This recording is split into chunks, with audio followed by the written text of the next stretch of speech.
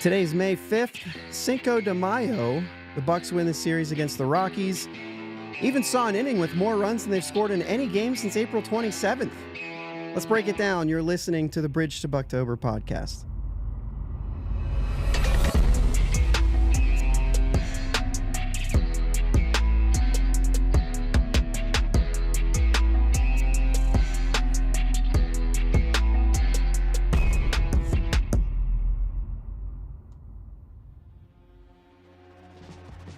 Yins, guys. Thank you for listening to the Bridge to Buctober podcast, where we talk all about them Pittsburgh Pirates and that. My name is Josh, and I'm joined this Sunday evening by part of the core NS9 crew, Jim Rosati. Yeah, I guess you could say that. What's up, Josh? Thanks for having me on. Yeah, Jake was not able to come. I'm always looking for some people, so send a message out to Jim, say, let's talk Pirates, man. I'm always willing to talk Pirates. Maybe too much. I was gonna say it's probably part of part of a character issue that we both have. Right. It's a big flaw. Can't help where you were born and raised. It's the people who weren't from the area and just decided to pick up the Pirates. That's just a poor life choice. Yeah. I feel bad for those guys. Yeah, no, they're fine. Hey, series win. Always like that. It's about time. It's been a while. Yeah. And, it just had that nerves going into it, saying, okay, the Rockies haven't won back-to-back games as yet this year. They've never won a series this year. This is going to be it. Just thought this was, and then you win Saturday, think, okay, at least they're not going to do the back-to-back thing, but it did have that feeling, especially early on. Well, Friday night, what was it? It was the first time this season the Rockies didn't trail in a game. Yeah. Oh, it yeah. Was like it was like a 31 game streak they had going. That they had the lead the whole time. I mean, other than when it was tied. Yeah. Yeah. So it was like the longest streak I think ever where that happened. So that was embarrassing, right? Yeah, who you got? Who do you have for? I mean, I'm gonna narrow it down to Rockies White Sox. I'm gonna point out, right. I'm gonna give the Marlins the nod since they just won a series against the Rockies. So who's the worst team right now? God, that's a good question. It's got to be the White Sox, I think, just because the Rockies, I feel like, would maybe be in a little bit better of a position if they weren't in a difficult division. I mean, they're in a tough division. You got the Padres and the Dodgers, who are both like going for it. You got the reigning NL champions in there. So a little bit more difficult. The AL Central, just no one's really that good. Like, there's some teams having good seasons, but I think I would give the edge to the White Sox as being like the most pitiful team right now. That's what I would say too. I had a buddy of mine say something about the worst team in MLB, talking about the Rockies and saying it would have been nice if they would have shown up better than that. And I was like, I mean, a series win is a series win. They're all MLB teams, no matter what we like to say. I mean, it just, you're in the middle of and they're still struggling. And, I'm sure we'll talk about it. It's not that they came out of a slump to win a series. Like, they're still slumping. And so, you'll take a series win anytime you can get it. Yeah, I mean, they needed one bad. Like, getting swept by Oakland was terrible, which Oakland now on a roll right now. But, yeah, I mean, yeah, getting swept by Oakland's bad, though. Like, you can't be doing that. Right. And then losing Friday, it was just like, oh my gosh, they're going to lose a series to the Rockies. Like, I didn't think we were going to score for the whole weekend. I mean, but luckily, Saturday night, 1-0 win, walk off in the ninth. Like, Cal Quantrill just dominated them. Although Quantrill was Friday. Yeah, Saturday was Friday. Gomber was Saturday. Austin Gomber. 0 runs off of Cal Quantrill and Austin Gomber. Like, that's bad. Yeah. And obviously, like, we know it's approach sort of thing, right? They're trying to get that starter out of the game. They're trying to get to him late. And, kind of like what they did tonight or earlier today on Sunday, where they were able to get him into a position where they're like, okay, now we can attack. And it's like, you can't do that every game. You can't wait around for that sort of stuff. I don't mind seeing a lot of pitches. I don't mind trying to get a starter out early. I don't mind the in a nutshell, but I feel like there's just so little attack, and that's the part that bothers me the most. And I'm sure that you and I both in separate places have had that discussion a million times, right? But Well, I think, yeah, it's a sound strategy if you can execute it, right? right. But if you can't make pitchers pay when they do come into the zone against you, then all you're left with is a bunch of strikeouts, a bunch of weak contact. Yeah, you may draw the occasional walk here and there, but they're not scoring because you're not driving the ball. So, looking at Quantrill's start on Friday, right? He threw 99 pitches, 66 strikes. I think that's just the strategy we're seeing now against the Pirates is, hey, these guys aren't really being aggressive. Just go right after them. Yep. Because if you can throw a couple strikes, they're your first two pitches, and you've got Brian Reynolds and O'Neill Cruz and Andrew McCutcheon, you've got them in an 0-2 hole every time up. It's hard to hit when you're down 0-2. Like you are battling, you are on the defense. You can't really attack when you're down 0-2 or down 1-2. And so when they continue to find themselves in these situations, it's just putting them in difficult spots.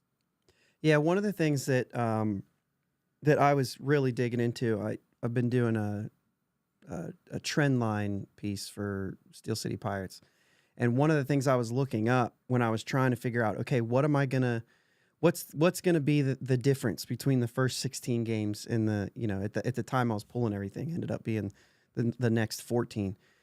I was like, okay, first pitch strikes, they have to have changed. They have to be throwing first pitch strikes against us all the time now. And it really wasn't any different. But you could tell that, like, because of the number of pitches we were seeing, which was way less, was they were throwing more strikes in general, right? But as far as, like, first pitch strikes, I just thought they got to just be walking up there and throwing a fastball every time. And it doesn't seem to be that, but it is most definitely, like, a lot more strikes. Now, is it the pitchers? Is it whatever? I mean, it has to be a change of game plan. And it's, going back to saying, wait till the guy fills up the zone. Like, yeah, but if the guy fills up the zone in the first inning, we're letting him off the hook. We're just not going after it. And so that's the kind of thing is like, you don't have to wait till the fifth or sixth inning to score. You can score in the first. You're able to do that. Kutch leads off for 2 days, jumps on a ball in the first inning, and it's like, yeah, hey, look, this is possible. And it just doesn't feel like it's consistently possible for these guys, at least not right now. You would hope that changes. Well, and then not only did Kutch jump on fastballs to lead off games with homers, but then they just stopped putting him in the leadoff spot after that. Yeah. like they found something that was like finally working, and they just switch it up. We had Alex Stumpf on last week, and we're what, how many games now? 16, 19, 35 games into the season. This team's used 34 different batting orders. Yeah. They've repeated a lineup one time. Yeah. Like, no wonder why people are struggling. They don't really know what they're doing. They don't have a role on this team either. Like there's so many things going on right now, and it's hard to pinpoint exactly what it is, just because there's multiple things happening. Yeah.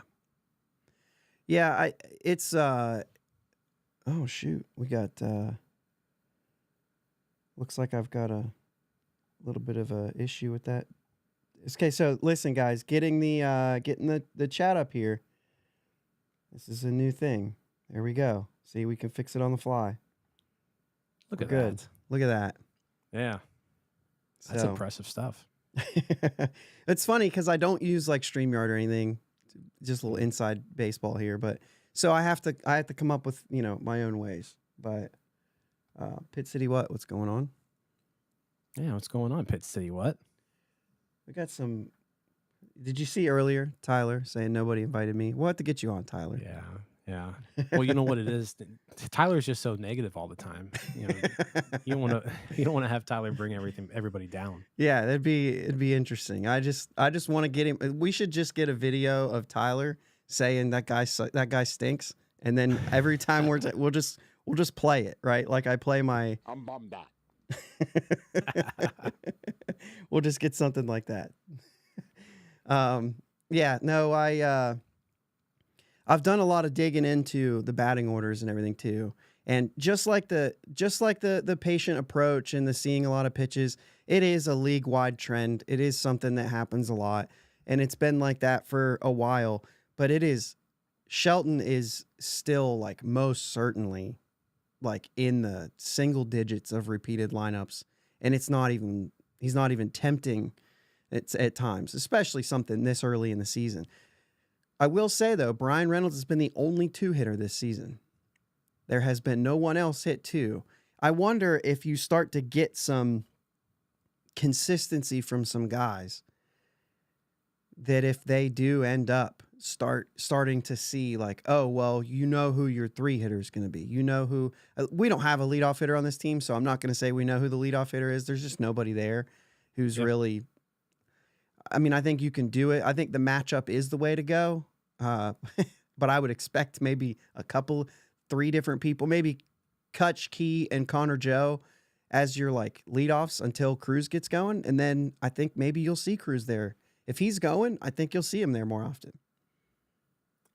Against righties. Too. I also kind of like Cruz where he was today, like in that 4 spot, being the guy to drive in runs when people are on base, because they need somebody who can do that, and no one's really shown the capability of it, other than really Reynolds or Joe up to this point. Right. The rest of the team they're not doing anything. Yeah. Like across the board, it's rough. It's okay. I mean, and I've said this a few times. If you have a team-wide slump,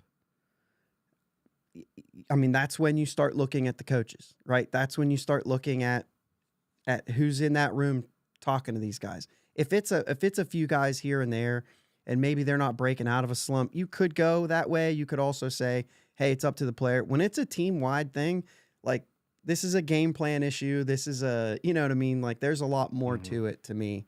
And that's why we go there. But so as far as the games, a couple things I want to get into, because we saw Cruz, and we'll start with him just because we just, finished that with him. Cruz hits a home run on Friday night, hits a home run again on Sunday, almost two. If Clemente would have worn number 19, he'd have had 2 home runs, right? Mm-hmm. Yeah. And so, I mean, you'd like to think that maybe he's starting to get going. It's certainly, I would say, he's getting some confidence back from the comment where he said, hey, yeah, we're getting to the point where I'm losing confidence. So maybe even if it's not like hey, he's going to start blowing up, there's at least the confidence piece. There's that. And then also he looks like he's having fun again, right? I don't know if you noticed that today and yesterday. He was laughing. Yep. He looked like he was enjoying himself. Whereas for a couple weeks there, he didn't look like he was having fun, right? So that was good to see. He played good defense this weekend, I thought, as well. But yeah, driving the ball is what this team needs him to do first and foremost. Yeah. Right. And 2 homers, the double, that's what he's there for. And he needs to be doing a lot more of that. So hopefully this is the start of things to come. We've seen him like what he looks like when he's at the top of his game, like when he's seeing the ball really well, hitting the ball to all directions, hitting the ball over the fence, left field, center field, right field. If he can find that groove, it's a huge difference maker for this team. Because let's say up to this point, they haven't found a guy who can consistently get them extra base hits. Like that's been their issue. They're hitting singles when they are hitting the ball, and they're not stringing enough together to score any runs. So someone's going to have to get more than one base at a time. And Cruz is that guy who's the most likely to do that. And not get thrown out trying to get the second base. Yes, that too. Because that's been happening too. Yeah. like I said, confidence first and foremost. I think that's the first step. Hopefully that starts to bleed into some of that stuff. Uh, with Cruz, there's a couple guys, but with Cruz in particular, I don't mind strikeouts. I like the aggressiveness. I don't want him sitting back and waiting for a pitch, meaning like if it gets him to the point where he's not ready to attack. And it felt like that's what was going on a lot. Was it was like, oh, that's the one, and it's like, no, like I want you to swing until it's not good, then lay off, not wait until it's good. I just think that for him, I think that approach is better. And so if he's chasing a little bit more, I'm okay with that. I'm okay with that. Now, Jack, on the other hand, the complete opposite. He's better at waiting for his pitch and then pouncing. And he's not doing that. Yeah. So I don't know what Jack's doing right now. well, let's talk about Jack. That's one of the biggest things here because I know that you were uh, how do you say it? I mean, you're a fan of Jack Sawinski. You thought a breakout season was coming. I was there too. I really did. Yeah. I thought he's gotten better each year. It's just so weird because the approach that we complain about every hitter having is the approach that Jack Sawinski's good at, and he's not doing that. So many first pitch swings on balls he's trying to like spray to left field, and I'm like, no, like pull the ball 100 miles an hour and hit some homers. Yeah. Like I want role players in a lineup, not the entire lineup being the same. And the weird thing is that everybody flipped to what he does and he abandoned it to avoid strikeouts. Like strikeouts for a lot of these guys, you've heard the phrase outs are outs. They don't care. I care a little bit, but not with a guy like that. Like I would love for his strikeout rate to be up to like 25 to 27% just because when he's there, I want it lowered from over 30, obviously. But I just want it to be natural. Because he's gotten better. Yeah. They need him to sell out for power is what it is, right? And when Jack Sawinski's at his best, he's hitting the ball over the fence. Like I think the thing that frustrates me the most, and this is the reason why I was so high on Jack Sawinski, is because obviously he's been this guy who's just had his peaks and his valleys, peaks and valleys, peaks and valleys. But it seemed like towards the end of last year, maybe like mid-August or so, you just saw like a much more consistent Jack Sawinski where the strikeouts were down, the power was still there. He was putting the ball in play. He was hitting the ball hard. He was just having really good at bats, and it's like all of that just completely went away. And I think we're talking about Sawinski, but like it's the same thing that Hayes did too. It's like everything that made me optimistic about Brian Hayes this year has just completely vanished. Right. So same thing with Jack Sawinski, but yeah, like he's not hitting the ball hard anymore. He's not chasing. He's not swinging and missing, but the hard hit baseballs that we saw last year, the barrels, the exit velocity, just completely gone. He's now a slap hitter, like you said, basically. Like you look at his spray chart and there's a couple homers, but everything is just a single just through the middle or over the shortstop's head. Like it's just a weird approach that I don't know where it came from because it's completely different from what we've seen. Right. And yeah, I was thinking he was going to take another step forward this year. I mean, he had what, 26 home runs last year at age 24, put up a 3-WAR season. Like you thinking, all right, this is now his second full year in the big leagues, 30 home runs, 3.5 WAR, like just keep getting a little bit better. And he's now looking like, it's like those valleys, right? But we've now seen this valley for 5 weeks. It's been a 5-week long valley. Right. I keep looking at like, I have all my little things I look at to see, okay, well, let's see how he's doing here. The batting average on balls in play is so low that I'm like, all right, he's at least, if you want to hang on to something, he's unlucky. But he's unlucky because he's not Like he's hitting it in play, but they're not good hits. Right. So there's a little bit of like, well, maybe he's not unlucky. Maybe he's just hitting the ball so easy that it doesn't matter. You know what I mean? Even the base hit today that scored a run was just like a little flare, like what, 70 something miles an hour. And it's just like, I mean, if that third baseman is one step back, he might catch that ball. Yeah. Same And with the walk-off on Saturday. yeah, it was just a step away. He hit that one a little bit harder though. It wasn't necessarily like a bloop, you know what I mean? But still. Mm. But it's just I can't.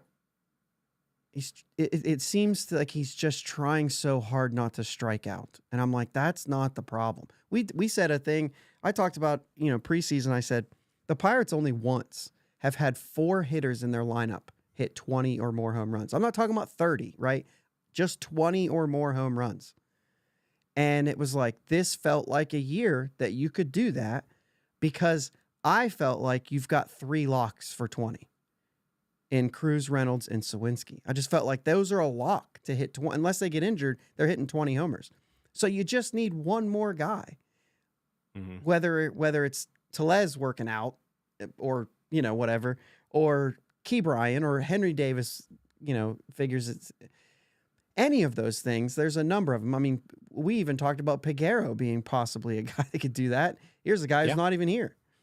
Yeah. And so, there was just this possibility of just something that I didn't feel like that was an aggressive thing. Like 20 home runs isn't super aggressive. Now I'm like, I don't know if Jack gets to 20 unless something changes. You know what I mean? Yeah. Well, we did our over-under episode this year, and it was DiNardo. He put the over-under for team home runs at 199.5. And like, that's a lot of home runs. Yeah. But at the same time, like, you looked at this lineup and you're like, there's some home run hitters here. It's going to be way below 199.5. After this, you can't make up for that. Even if they hit well. Yeah, and I agree with you. Like, the guys who you expected to hit at least 20, I think Reynolds and Cruz are probably still going to get there. Sure. And I think Jack could still get there. The thing with Jack Sawinski is, like, he could get hot and he could hit 8 home runs this month. Right. We've all seen that. So it's just right now, nothing's working for him. Like you mentioned, the Babe at 205 right now.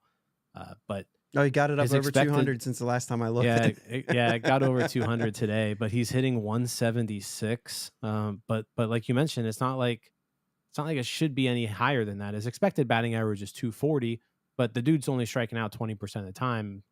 Like, that's normal. It's just been a complete step back for him. I mean, defensively too, he hasn't looked good. It's been a rough year for him. Like, he's creeping up on -1 WAR right now, and it's May 5th. Yeah. So with that said, I mean, we talked before. Jake and I talked on Fridays, or maybe it was the Monday before. No, I think it was Thursday night, and we basically said, like, some things have to change. And I really thought they should have changed going into this series. And sure, we saw Henry Davis go down, and that was one of the things that I think, and everybody else was kind of saying, hey, it's time. It's time. And I guess the next thing is like, is it time for Sawinski too? Because the only reason you do that is because you think that the player's better than that. Like, there's no reason to send some guys down and say, like, go figure it out.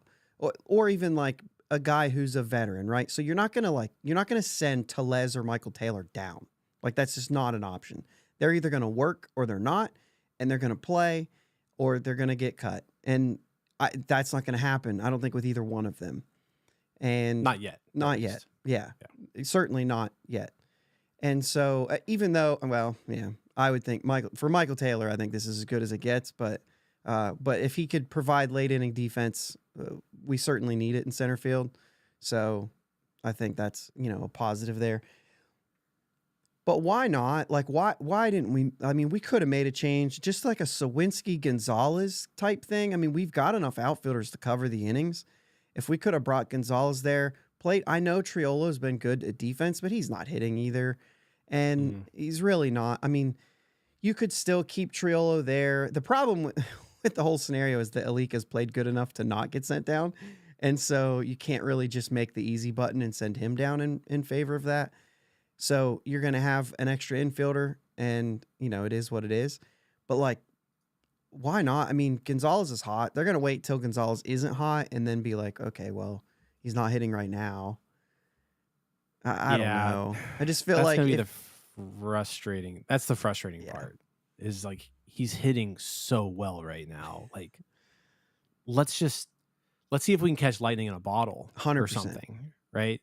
And it was kind of like what they did with Palacios last year. Like I don't think anybody expected Joshua Palacios to be a good major league baseball player long term. If you did, you were probably just fooling yourself. But Palacios was tearing the cover off the ball. They needed a bat. They called him up, and again, like Palacios wasn't very consistently good, but he provided a spark at times, right? Yeah. And that's the Pirates could use a player like Joshua Palacios right now who just hit the ball over the fence when it needed to go there every once in a while. I'm with you. It's hard to know the moves to make though, because there's a lot of players like they've put themselves in this situation where they kind of pigeonhole themselves. Like Rowdy Tellez is not working out, but you can't really do anything about it right now. Like you just can't. He's your first baseman for the foreseeable future. I, you give him at least through May. Like you've got to. Like it gets like the Yeah. Yoshi Susugo treatment. Like if he's still doing this at the end of May, where he's sitting on 4 or 5 extra base hits and he's not hitting the ball, not driving in runs, like not having any sort of power whatsoever, then maybe you look into a move. But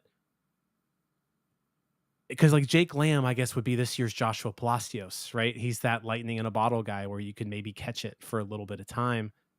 But Jake Lamb also, like we all know who Jake Lamb is. Right. He's not this new guy who's any good. Like he was good 8 years ago. Like it's been a long time since he was any good. He's doing in AAA what you would expect somebody with 10 years of major league experience to do in AAA. So Yeah. yeah, it's a difficult situation. I think Triolo's like the one guy who I would probably be comfortable sending down just Okay. because I think Alika Williams has kind of earned a spot on this team. Like he plays really good defensive shortstop. He's really the only guy who can play shortstop well above double A. Like if we're being honest. so like you need to be able to have someone there who can shore up that position, and Alika's that guy. Triolo, I think, could play competent shortstop, but they haven't really tried it at all, which has surprised me, to be honest. Yeah. But yeah, if it were me, I'm probably sending Triolo down. I'm bringing Gonzalez up and just seeing if there's something there. Not Sawinski, though. You wouldn't go there? I'm probably not there yet with Sawinski, Okay. but just because I've seen like how hot he can get, like it can just turn around in an instant for him. But if it's the approach, is it going to? Is it going to be the same if he does catch it? Or will that be it? Fair. Is he just making bad swing decisions because of where he's at? There is part of this where, like Henry Davis, I think there's a way that you can approach it and say, hey, we think you can figure this out. We're trying to, I wouldn't even go there. Like it's different because neither one of them have a good replacement. So it's not like you're saying like, we'd rather win. No, we'd rather get you going, but not absolutely tank your season in the process. So go struggle for 2 more weeks down there, get hot, and you're coming back. Yeah. Whoever you bring up, you've got to give them a month. Like if it's Nick Gonzalez, who you're saying earned a spot, he's got to have a month. But the only reason I say like even outfield for infield is because I feel like it's silly to have too many outfielders than you have infielders. Like I just think it's silly. And we have basically Triolo and I guess, not Triolo. We basically have Alika as a backup and that's it. And it's just, you know what I mean? I feel like you could do that more in the outfield, especially if you need, a game or 5 innings from Kutch, you can get that in the outfield.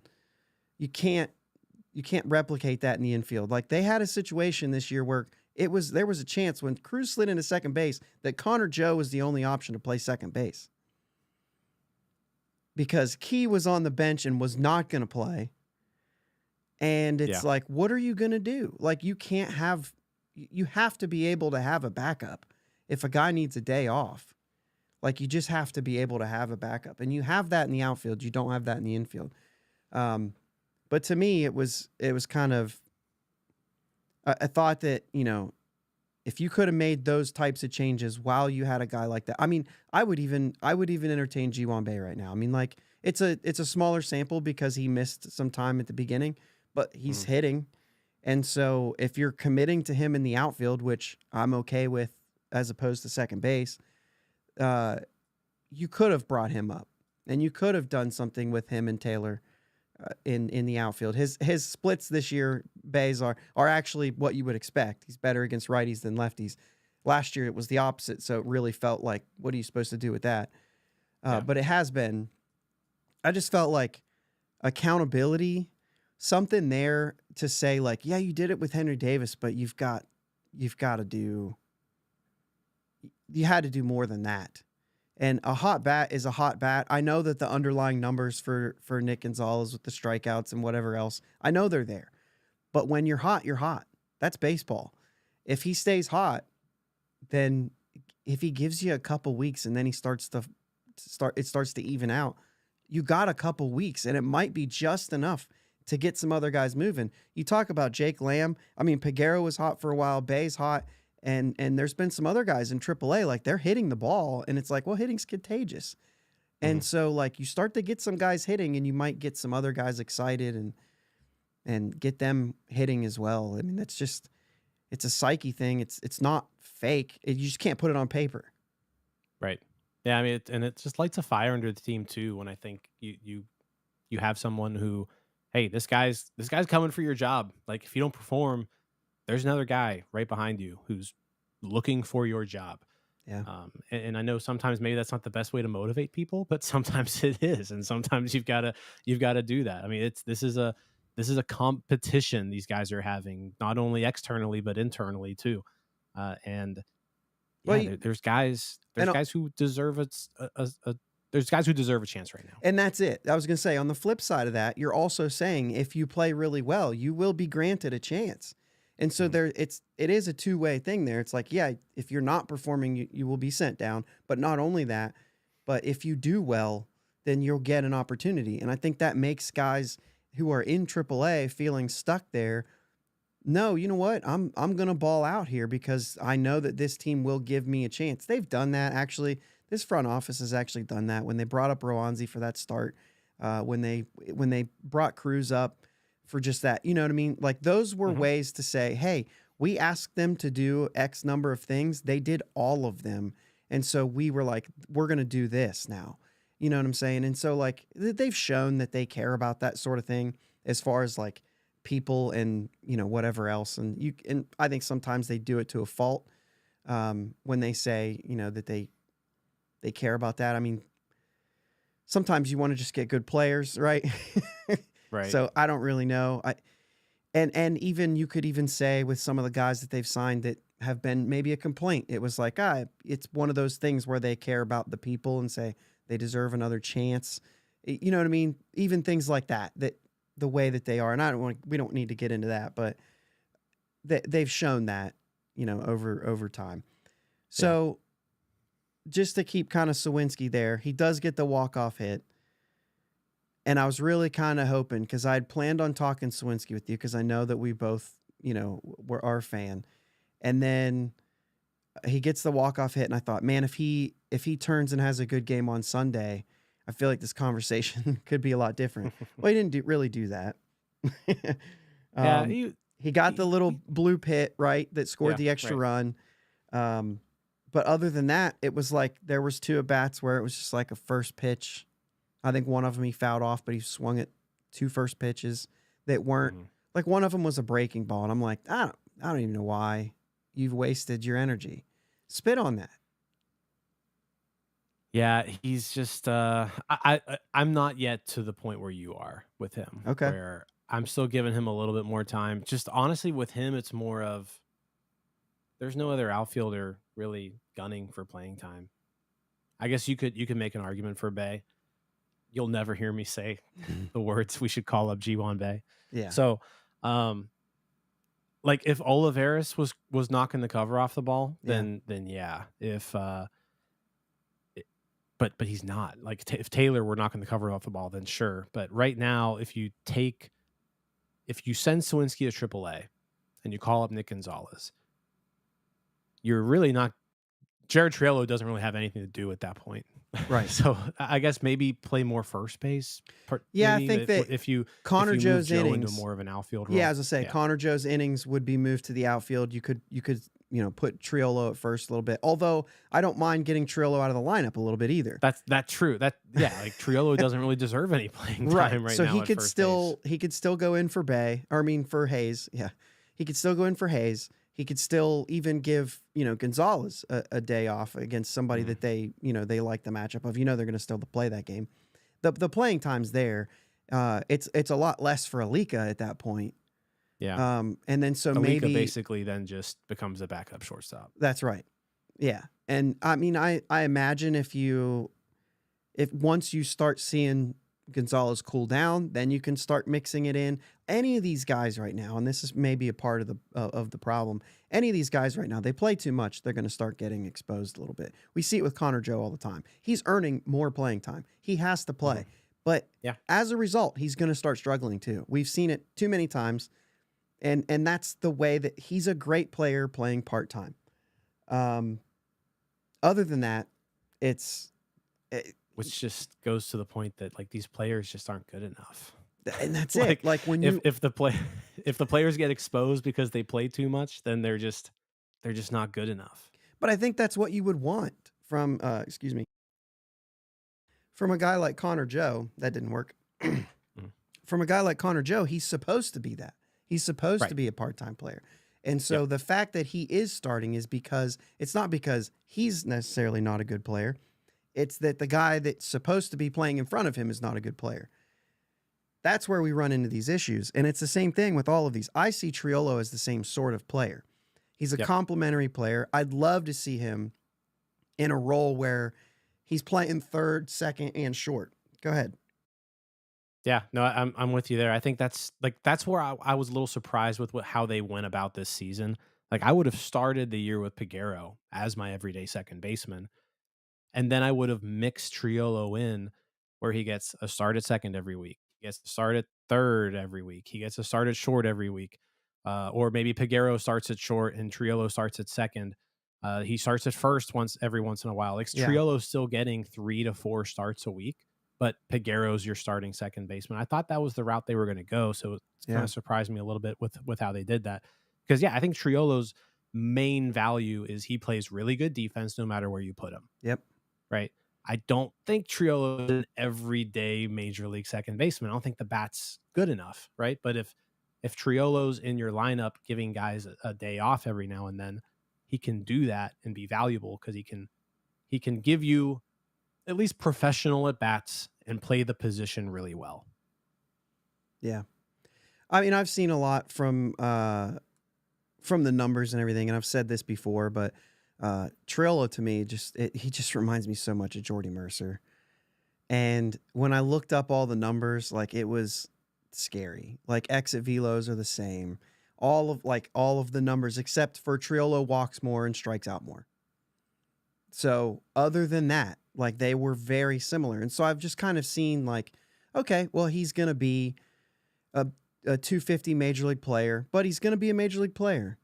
And, I think that Mercer was a part-time player until it got to a point where like he kind of hit his stride and he became a full-time player for a time. But like he had 10 years in the show. And I feel like, Triolo could do that. Like he could carve out a career like that where he has 3 or 4 years as a everyday starter at one of those positions. Probably third base would be the most fitting if you're a team that has a power hitting shortstop and you can absorb not power at third. I don't like the positional, you got to hit for power if you're playing the corners. Well, you used to. But now we have shortstops who hit 40 homers, so and shortstops are supposed to hit 5 if we were still going by, those characteristics or whatever. Exactly. So throw it out the window. But either way, I see Triolo that way. I still could, and I think that you could have had still some opportunities, some playing time for some of those. Alika would, I think at this point, as much as they're playing O'Neal Cruz, which I didn't expect to see. I expected to see them easing him in a little bit, and maybe they could have. I mean, maybe that's been part of this, is the fact that they haven't been able to. I mean, I think that missing a whole year has hurt him more than what we thought when we saw him at spring training. We thought, wow, he's not going to miss a beat. He ran out of gas, and it affected him big time. I mean, he's played 35 games. Yeah. And they've played 35 games. So he hasn't had a day off. Now, he hasn't started all of those games, but he has gotten into, it seems like he's gotten into every game this year. So that is something I would not have expected at all. Right. So. Yeah. 100% there. All right. Pitching keeps going. So Jared Jones does another thing, which, come on, you telling me never in the history of the Pirates has a pitcher gone 7 innings, 1 hit, 10 strikeouts, and no runs or walks? Like, that's never happened. Like, this franchise has been around for way too long. Kudos to Jared Jones, but I'm also saying, how has that never happened? Is it just the 10 strikeouts? The 10 strikeouts is probably it. I mean, the 1 hit too, I guess. So we've never had a guy go 7. Well, I say like 7 innings with 1 hit. Like, certainly we have. Yeah. But, you know what I'm saying? But maybe just not with, once you throw the 10 strikeouts and no walks, it's just, that's so bizarre that it never happened. I guess this team, you just look historically, pitching has never been this team's strong suit ever. No. Even back when this team was winning World Series, it was because they were just out hitting everybody. It wasn't because of the pitching. Like, they had a few good arms here and there, but I mean, they've had Hall of Famers who have pitched for the Pirates for, a year or two, but there's no Hall of Fame pitchers out there who are wearing a P on their hat in Cooperstown. No. So wait, it's none? kind of, was there? I don't think there's any. I don't think there's any. Yeah. Not even like, I was thinking like not even like a reliever or anything, but I don't think so. Yeah, no. So it's, bats have carried this this whole franchise for 130-ish, 140-ish years, right? I can't remember a pitcher coming up and just doing this, what Jared Jones is doing. Not coming up. I mean, I remember, Oliver Perez was kind of in my, my heyday when I was in high school, and he was nasty. Garrett Cole was good, but Garrett Cole never looked like this ever. And Garrett Cole's probably the best pitcher I've seen in a Pirates uniform, right? Yeah. So yeah, I mean, you think of that, okay, Garrett Cole's never done what Jared Jones is doing, and Garrett Cole is the best pitcher I've seen in a Pirates uniform. So yeah, Jared Jones is the best pitcher I've ever seen in a Pirates uniform up to this point. It's wild what he's doing. And it's just beyond my wildest dreams what I would have expected from Jared Jones. Like, I thought he would be a decent back end arm, and if all failed, then he's your next closer of the future, right? Just because the stuff is so good. But yeah, I thought the stuff would keep him in a rotation, but I didn't think this. Yeah, like, he's just been outstanding. Like, when I say he looks like Jacob deGrom, like, that's not even me saying, like, being hyperbole. And I'm a very hyperbolic person at times, but that's not hyperbole from me. Like, the dude looks like Jacob deGrom right now. It's insane. It's incredible. And the one game that you feel like, 5 innings, 3 runs, he didn't have it. And no, he didn't. But then you saw him throw the changeup and the curve so much more to just say, like, oh yeah, when he doesn't have it, like, he's still good. That's big. Oh yeah. It's just unbelievable to me. He set a bar too high that Skeens can't hit. I said that, right? That's what's crazy about this, right? Like, we're at the point now where when the Pirates call up Paul Skeens, right? If he if he performs like Jared Jones, you're thrilled. Like Beyond. thrilled. So yeah, I don't see how he could be this good. Like, and that's what's crazy is you've got, Baseball America, I think, just released their updated top 100, and Jared Jones moved up to number 8. Paul Skeens is number 6. They're the top 2 pitching prospects in baseball. Yeah, so like Paul Skeens is still expected to be better than this, and it's like I don't know how. I don't know how you're supposed to be better than this. Well, I mean, I think it's fair to say that, I mean, what Jared Jones is doing right now it's a run. Like, he's on a run right now. There's no, I mean, like, if he continues this for a whole career, I mean, I mean, it's just Yeah. not, I anything is possible, right? But it's not going to happen. Like, he's going to go into one game and give up 3-4 home runs, and you're going to be like, oh, well, let's throw that one in the garbage, but move Yeah. on. And then he's probably fine the next one. But the point is like what he's doing right now, there's a reason why it's shattering records. I mean, after his 5th start, he had the most strikeouts or the most whiffs by anybody through their first 6 starts. He's that far ahead. He's ahead of everybody. And so I think that's what makes me think like it's real. It's not that he's just, the stuff is insane. And when you Right. measure it up against the best pitchers in the league, he's right there with them, right? So like if you want to say, oh, this isn't real, there's no way he can sustain this. Well, if you dive deep into it, if you dive real deep into Jared Jones and who he is right now as a pitcher, your comps are Jacob deGrom and Spencer Strider. Yeah. Like, it's like, that's who he looks like. And so if Jared Jones is Jacob deGrom or Spencer Strider, then this is who he is. Like, this is what we're going to get for the next 6 years. Right? And I know we're Pirates fans, so it's like, we can't expect good things to actually happen to us, but yeah. holy crap. Like, this dude's insane. Yeah. No, I think I don't want it to seem like I don't think it's real. Like, I do. And like you said, the stuff shows that it's certainly possible for him. I just mean, like, this many consecutive starts being this good. There will be starts, there will be starts where it's not this elite, even if he goes right back to it. But I think there will be a level ground somewhere, because if this is level ground, then he's going to throw a couple no-hitters a year. You see what I'm saying? Like, there has to be has to be a top and a bottom. And so if this isn't the top, he's going to throw multiple no-hitters every year. And so I just don't see, I think he's at the top right now. I don't think it goes that far though, right? That's what I'm saying is what he's doing consistently every start. I say this, like, even if Skeens ends up better in the long run, I don't think in his first 7 starts, I don't think we're going to be looking at these numbers. Maybe we will. And if we are, everyone will be talking. And we might not be. We might just be sitting here doing what you're doing right now. Like, I don't know what to do with this. Yeah, right. Like, this is insane. We're gonna be scraping the fan base Twitter of the Mets or somebody who's had a guy like the Braves and say, like, what were they saying? Because we got to come up with something. We've never had this.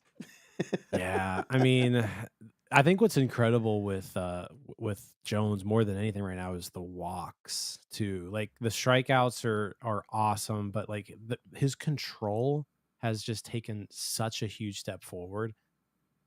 And I think that's where, if we're comparing to Skeens right now, like, the one thing that has impressed me with Skeens every time that I've seen him is his command of the pitches within the zone, especially for a pitcher with like as little amount of professional innings as he has. Like, he's very advanced for his age when it comes to that aspect. Yeah, I mean, I don't think you can't expect Skeens to be this good though. Like, Right. You can't be like, oh, Paul Skeens is going to have a 2.63 ERA and striking out 30% of the, what is it, 30% strikeout rate right now for Jared Jones? Yeah. 33% strikeout rate. Like that's stupid. Stupid. Yeah. And well, Paul Skeens did give up a home run today. So Yeah. he's failed. He's a bust. So now it's like, well, because you always say, like me and Jake talked about it last week. We were like, you want to see him struggle a little bit so he knows how to come back. You want to see, like, there's going to be something that he does that's going to get hit, and he's going to have to learn. Jared Jones had that opportunity to get beat around a little bit and then have to, fix things or change things or adjust to what like pro hitters are doing or whatever. I think it's funny that he's come out and credited Harrington as like showing him, whatever on the fastball to get more ride. And it's like, okay, like he's like, if Harrington gets swings and misses at 92, watch this. You know what I mean? Like right. I can, no, yeah, that's incredible. So anyway, you would like, I don't know, they're certainly not going to wait for Paul Skeens to get knocked around a little bit. Like that's not what they're waiting for. And we don't know how many innings he's going to do down there. I mean, at some point you're going to start to risk saying like, well, you're using up all his innings in AAA. If you think he's good enough, get him up here. But today was his first start on actual 4 days rest. And so I imagine he'll pitch again on Friday. If that continues to go well, then you could be looking at it. I heard some MLB Network guys saying you want to wait till after the Braves series. I don't know if they'll do that. That seems like now you're talking Memorial Day. You know what I mean? So, like, I think they'll probably want the debut to be at home. I don't know how much that bugs you. I remember, like, I know the hyped prospects, you want it to be at home just for ticket sales. I don't blame them for that, but also, like, I don't know. I just say you get a guy here when it's time to get him here, regardless. But I still fondly remember Starling Marte swinging at the very first pitch of the game in Houston and hitting a home run. Sure, I wasn't there, but I still remember that. That was an incredible debut, So I don't really care if it happens on the road or not. But at the same time, there will still be his first home start.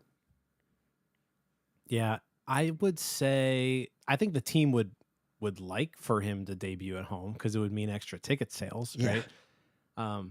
Me personally, I mean, I don't live in the Pittsburgh area, so it doesn't matter to me, to be honest.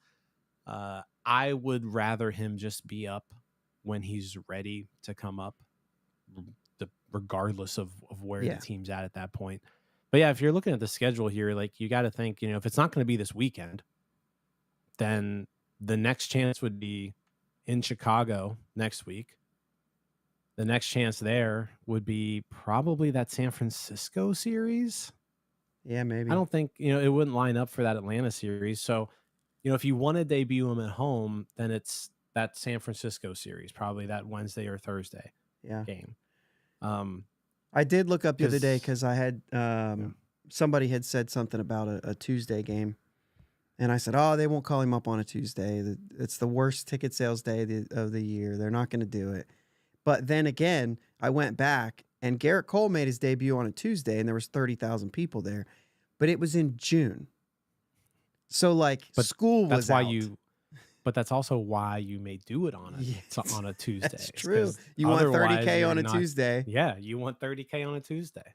So, yeah, I mean, I wouldn't necessarily want them to make baseball related decisions based off of ticket sales and their schedule. And I don't think they would do that, but also at the end of the day, like it's the Pirates and you never really know. Yeah, I think somebody there will. I think somebody there will try to push that button, but I also don't believe that what we know of this front office, which obviously Cole debuted with a completely different front office, so whatever. But with this front office, I just don't feel like they care. Like if it's on the road, they'll call him up on the road. They have their things, right, that they won't tell us. None of them would, to be fair. They're nerds. Yeah, they have their things. They've got an idea of if he does this, this, and this, then this would be the opportunity, like, to bring him up. And if that means it's in Chicago, then it's in Chicago. And they just won't care. But if you do bring him up this weekend, he'll face Chicago twice for his first 2 games. which would actually kind of be interesting. That would be interesting. No, it But then I and think he'd be you lined up to face the Braves too. yeah, I think it would be. I, I feel like they are a little just kind of ignorant to that whole thing because remember the instance a couple years ago where um, people were getting mad that like Brian Reynolds was sitting on like Sundays at home. Yeah. And Shelton was like, you know what? I never really thought about that we Yes. should sit him on the road and not at home. And so, like, I wonder if it's just there's something there that they definitely have it in their mind where it would be nice for him to debut at home because Yeah. it would sell some tickets. Right. But I But don't also think like to like that. Like yeah, but there's fans that have an expectation of something, and we yeah, probably should care about the fans. That should come to mind. right, right. But at the end of the day, I think fans would also say, "Hey, bring him up when he's ready," and Yeah. which I think he's been ready for being honest with ourselves. Like I think you could Right. always add boxes to check, but like if you're Yeah. trying to tell me that Paul Skeens isn't a top 5 starting pitcher in this organization, like you're lying to me. Yeah. So I don't know what they're gonna do. I'm interested to see what they do. I do not think he gets called up this week. I think he makes at least another start in Indy, I agree. maybe 2, maybe 3. I have a feeling today was like that box to check for Mhm. the 4 days rest, right? And I think right now they just want to build the pitch count up maybe. Maybe next time out you see him go 75 again because he went 65 today, I think 66. 66, yeah. Get him up to 75, get him up to 85. So maybe like 75, 80, 85. So I mean, I could see 3 more starts in Indianapolis, which I know people don't really want to hear that, but I could see that happening for sure. Yeah. I'm ready for when it happens. I think we're all ready. I will do what I can to be there. I could be there in 3 hours. So long as they give me a 3-hour cushion, I can get there. Hopefully I don't have any meetings because Yeah. I will miss them. And to say, Well, selfishly, gotta go. I'll be at that Chicago series at Wrigley. Oh yeah, So, all of them. if Saturday, Sunday. Okay. So if they want to wait until then, I'll allow it. It would be 1, 2. If they stay on 4. Oh no, actually, if he pitches on the Friday, he will not pitch again in Wrigley. Those would be his So 4 we need days that rest. extra off day. We need that extra off day. Yeah, because he would pitch on Wednesday, the 15th, and those would be his 4 days rest. Yeah. Yeah, but then both Indy and Pittsburgh have the 20th off. So yeah, if they pitch him Saturday this week, then he would line up to start that first game on Thursday. So if they were to call him up for Chicago, they would be there. So yeah, I don't know. Yeah. We'll see. We'll see. Might have to change my plans. There might be there might be a chance that they're waiting for Bailey Falter to falter a little more, and they're riding a hot hand there. I thought that today was going to be another start where I was like, okay, that's back-to-back starts, but he kind of settled in a little bit. It still wasn't. You're starting to see him. I think you're starting to see him break a little bit. So he's going to need something. But yeah, 11 hard hit balls though, like over 95. So 11 is a lot. And there were 4 more other than that were over 90. So depending on what you consider a hard hit ball, if you go with the actual stat, it's 95. Yeah. But yeah, I mean, I thought he did today like exactly what you would want a number 5 starter to do. Yeah, I don't think it wasn't great. It wasn't terrible. He kept the team in it. Any team with a reasonable offense should be able to win when your starting pitcher gives up 3 runs. So yeah, I thought he did okay. I think he's done more than enough to show that he deserves a roster spot. Yeah. I mean, if it's his rotation spot that ends up getting moved, then you move him to the bullpen. I don't think though he's the first. I think what I would think happens is that when Skeens is ready, Quinn Priester gets optioned, regardless of how well Priester's looked, which he has looked pretty good. But I think just to keep the starting pitching depth intact, Yeah. you do that. I think that's because that's if the you route move they would Falter go. to the pen, you essentially lose him as a starter there. Yeah, Yeah, that's kind of what I would see. that's fair. I think that would probably. I hadn't thought of it that way. I was kind of thinking to myself like, okay, but you can't do that if he's throwing good. He's also a first round, you know what I mean, guy. So you kind of think of it They that like way him a too. lot, But too, like they like Bailey Falter a lot, and he hasn't really done anything to lose his job. Like he's pitching fine. You know, if you would have said, hey, Bailey Falter on May 5th after 7 times through the rotation has a 4.34 ERA, you would take that every day. Yeah, and that ERA would be so different without the first 5 hitters of the season. Yeah. Since then, it's been even better. He'd be sub 4. So yeah, I mean that's just wild to even think about. Mm-hmm. Okay, so we're looking forward to the Angels series here, and we've got I pulled this up. We've got Tyler Anderson. We've got it's Patrick, right? Patrick Sandoval. And then Jose Siriano, which we were looking at before, and you kind of remembered. I'd totally forgotten that he's a guy that we had in a Rule 5 draft. Yeah. So we had him for a whole year on the IL. Yeah. And then sent him back. And if you want to know, like, you know, the struggles of the Angels, the Anaheim Angels, whatever, he's 1-4 with a 377. So, yeah. And Anderson's 2-3 with a 223. So, like, you got a couple guys who are throwing well, and it just kind of shows you what this offense is right now, including Cole Tucker. He's 5 games into his season. Cole Tucker, he's their designated hitter right now, like starting DH. Cole Tucker. I will say this though, just as like for Cole Tucker things. First off, like a fun guy. I rooted for him so hard. I mean, he got us into a game in Indianapolis when they were in town, and we talked to him, like super cool dude. But also, I was there for his debut. I was traveling back home to my parents' house. They said, "Hey, we're calling up Cole Tucker and Brian Reynolds," and we were going to like one of my wife's events or whatever. But I called my mom's like, "You want to go to the game?" Like, she can't go, but do you want to go? And my mom's like, "Yeah, let's go." So we went to the game, and it was the rain and the thunderstorm, and Cole Tucker hit the home run. And I'll just never forget that, because we always quote his post game where he was like, "There's lightning, Buster Posey's here." And like when he's explaining it, it was just like such a funny way to put it.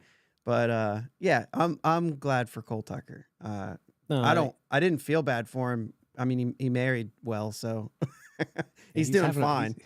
He's winning at life, I guess would be the way to put it. That's the way to put it. Yeah. No, good for him. I mean, I think super enjoyable guy, nice guy. Yeah. I mean, I haven't had too many interactions with him, but every time I've ran into him, like the dude's been a class act. So yeah, by all accounts, he's a great guy. And it's nice to see that he's getting another shot. And hopefully he can take advantage of it. We'll see.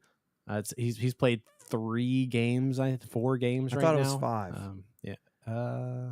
Today was the 5th game. Okay. Yeah, so yeah, and he's performing. He's batting .417 right now in 5 games. So yeah, we'll probably see some Cole Tucker. Yeah. The person who we won't see, unfortunately or fortunately, however you want to look at it, right, is Mike Trout. Yeah. And since he's gone down, the Angels have been going through it. Yeah.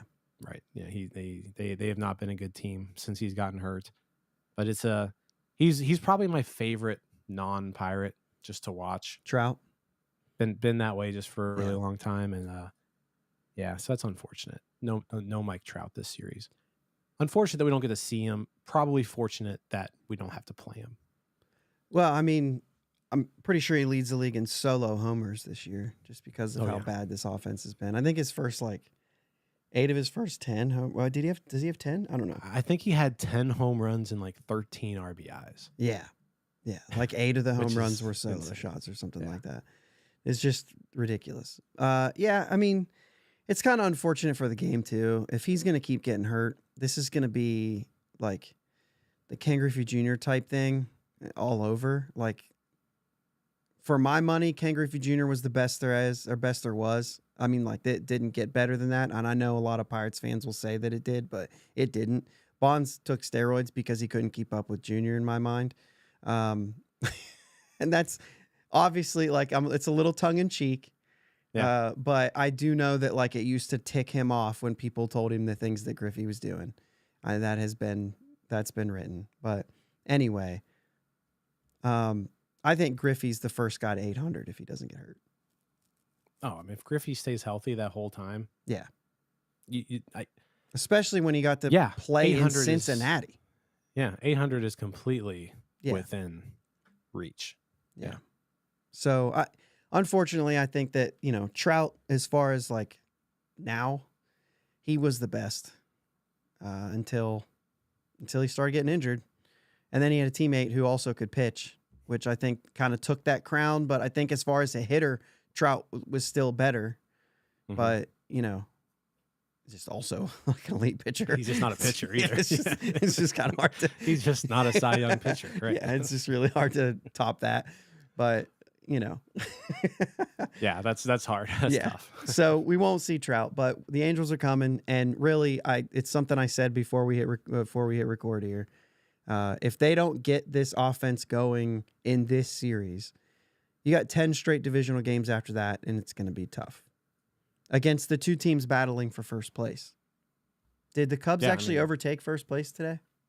Cubs and Brewers are tied right now for first place. So I knew they were beating them, and so I wasn't sure. Yeah, okay, because it's one less on each side. So technically, Brewers, because of percentage, are still in first. Yeah. So so they face a 12-22 Angels team, and yeah, you're thinking this is your chance to rack up a couple wins, because after this it does get tough. Like Cubs, Brewers, Cubs. Yeah. And both of those teams, first off, they've kind of owned us the last couple of years, and both of those teams have been playing significantly better baseball than the Pirates as of late. Right. And then so I understand that we're not picking the Pirates to win the division. So when you say you have to win your divisional games, there's a little bit of like you don't really have to. You just have to win games, because if you're not planning on winning the division, but it's still like you still want to play well against your division.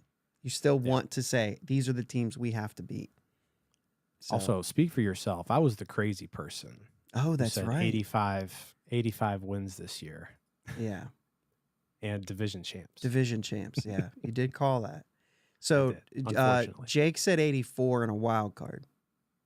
Okay. So, and I feel like I'm a super positive guy. There are negative things that we avoid on this show at times. Like we just do. And I'm like, we'll talk about that if it continues or whatever. So we've avoided some things. I'll admit that. And I still called for 78. So it's also me like kind of saying, because I'm that positive, I've got to kind of make up for it a little bit. Right. Because I do believe rationality. With some rationality, and maybe a little bit less, right? Because I do believe that this team, if they win 78 or 80 games, they're still taking a step forward. So, you know what I mean? And I still feel like, okay, they should be around 500. They don't necessarily have to be over it in order for this to still be working. And look at Baltimore. They were one game over 500 in their year 5, whatever it was.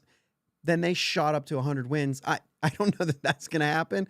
They have some bats in that lineup that we don't have, but as far as like the blueprint of a rebuild, like if they're around 500, they're still on track for everything that they should be on track for. And I know that a lot of people don't like to hear that, but that's just the reality of the Astros rebuild, right? That the Baltimore did the same thing. And it's like, if you look at the years, I mean, we've actually overperformed.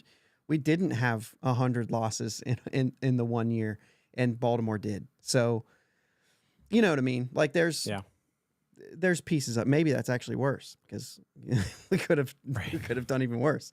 But well, I mean, imagine how many losses they could have had in a full 2020 though. They could have broken records. Right.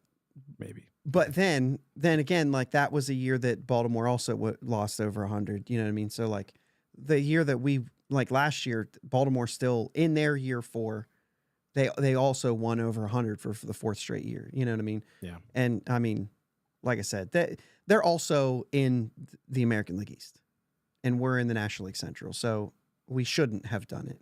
You know what I mean? Different ball games. Different ball game entirely. All right. We should get out of here. Thanks for coming on, Phil. Every once in a while, Jake's just working late. I got to get somebody. I could come on here and rant by myself, but it's always more enjoyable if I can get somebody else on. And so it's definitely absolutely good. Thanks for asking me. I said it's always a pleasure to talk Bucko baseball, and it was a good time. Yeah, for sure. All right, let's go Bucs. Let's go Bucs.